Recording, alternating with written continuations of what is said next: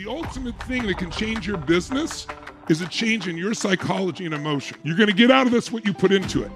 If you're willing to say, I'm going all in because I'm gonna get these skills, the results will be magnificent. Problems are a sign of life. When a problem shows up, it disrupts us out of our normal pattern. It calls us to go on a journey. Our goal here is not to not have problems. In fact, the biggest problem people have is they think they're not supposed to have any.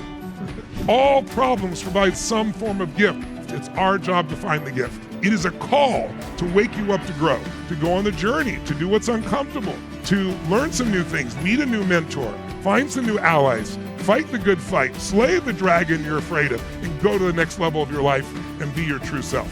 We have to learn there's two worlds to conquer it, that one out there and this one inside. Problems disappear when suddenly we become more than the problem.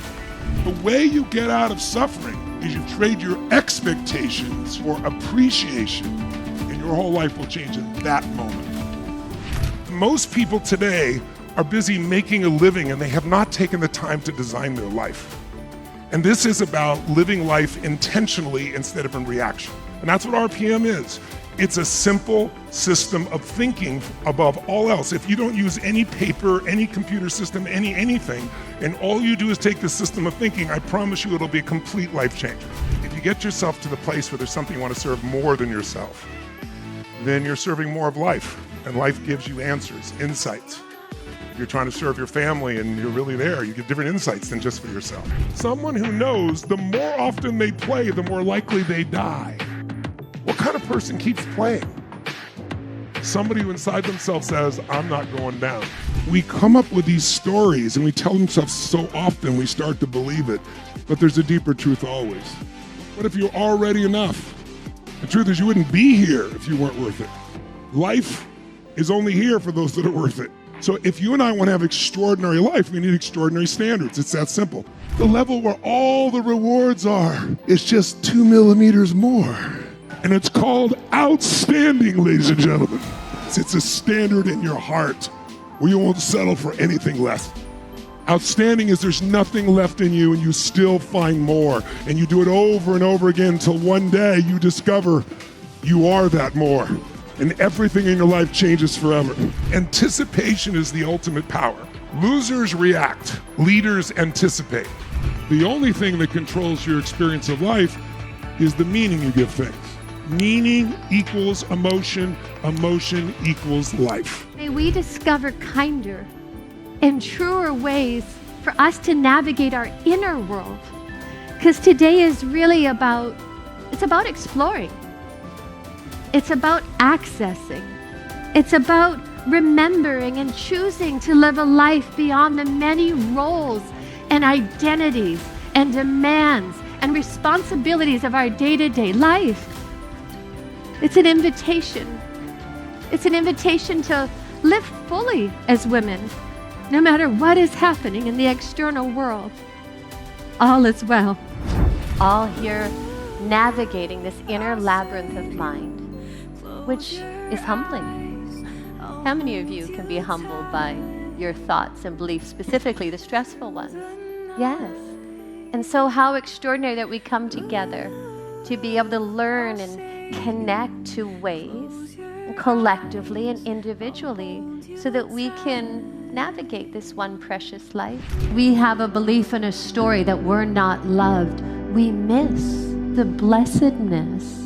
Love is, I'm blessed with this gift called life, and I get to extend that and bless life around me and fall in love. Amazing souls, all of you. It's love reflecting love. And that changes us as we offer that rather than expect it. It's not about being loving every moment. It's about actually being authentic. You'll have challenges, but it's going to be immeasurably beautiful, much more beautiful than sitting on the sideline. And you can't anyway, because life is moving. Life is a river.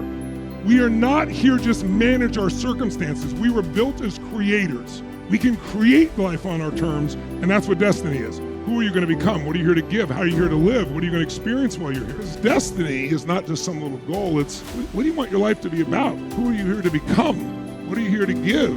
Problems are not permanent. Only your soul is permanent. You make no progress focused on what you don't want. Clarity is power. If you know what you really want, why you want it, that's different than the earlier conversation, which is telling me what you didn't want. So you have to start with what do I really want, and most importantly, the fuel is why you want it. And you have to have strong enough reasons to actually follow through when it gets uncomfortable, because it's going to get uncomfortable. And that's the first step. If you said I want something and you can't tell me what you want, that's where we need to start. The second one is you got to find and face the truth. Because the truth will set you free. What does that mean? You got to be clear and honest about where you really are compared to where you want to be. How many of you have some areas of your life where you are not where you want to be? How many some areas where you're actually doing great? You're proud of where you are in that area of your life. The only way you improve once you know what you want and why you want it is to tell yourself the truth about why you're there. In other words, describe the gap with clarity. Then what's the third step? You're going to dissolve and create a map. A map is a massive action plan. And you don't wait till you know the perfect thing to do. You just simply sit down and say, okay, what's worth trying? What can I do right now? Not I'm going to wait, spend 20 days to come up with a map. No. This is a massive action plan. What I'm going to do now? What are all the ways I could get to the result I want? You brainstorm them all. And you're not going to do all those things. And I'll say that to many of you afterwards. Tell me 2 or 3 things you're going to do out of this, so I know you're going to take not just the understanding what's stopping you, but you know what to do. And then the fourth one, these first 4 are the majority of it. You got to do what's hard. That's what everybody tries to avoid. You got to slay your dragons. So the dragon, hers is fear. It's not even her husband, it's fear. Her dragon is she wants all of her love to come from her daughter because it's safe love. If she had other forms of love in her life, she wouldn't be in this fearful place, right? And when you slay the dragon, you will transform. And the dragon is almost always an emotion or a limiting belief. Now, all you do, you go to step 5. You want to keep the momentum, you need a daily practice so that now there's something little you do every day that keeps you moving forward. Some kind of daily practice that'll guarantee progress. Progress will lead to what you want. And then 6, once you do that, you just need to keep raising the standard a little bit. Get a little better, demand a little more. And by the way, you can only do that if you measure things. If you're in business, if you don't measure it, you're not managing it. If I only measure once a month, I'm gonna do 12 times better. I got 12 times to improve it instead of 1. You might have bad months, but you're not gonna have a bad year. If I measure it weekly, you're not gonna have a bad month. If I measure it daily, you won't have any bad weeks. Some things when I first take over a company, I'll measure them 3 times a day. And where focus goes, energy what? Close. And then the 7th step, you're there. The 7th step in all this is really simple. You're on your path, flip it up there for everybody. But now what you're gonna do is you wanna celebrate it, right? Life's a gift, so you wanna celebrate and you wanna appreciate where you are. Because otherwise you're always trying to do something. It's good to stop and celebrate because the brain goes, it was worth it. And if it's worth it and I'm celebrated and I build on success, guess what the end of the step is? You're gonna pick what's the next level. You'll start this again. What do I want now? Our energy is everything. But here's the challenge, and I'm sure you've experienced this. How many of you have days when you wake up in the morning and your brain says, let's go get him, and your body says, I can't get out of bed? Or how many of you have days when you wake up in the morning and you think to yourself, I don't want to talk to people today? But if you don't talk to people, your business doesn't grow, your career doesn't go anywhere, your family doesn't go anywhere, you don't go anywhere. And if you think it, oh, how you doing? I'm good. Aren't you good? Yes, we're good. We all know fake, right? There's so much fake in our society.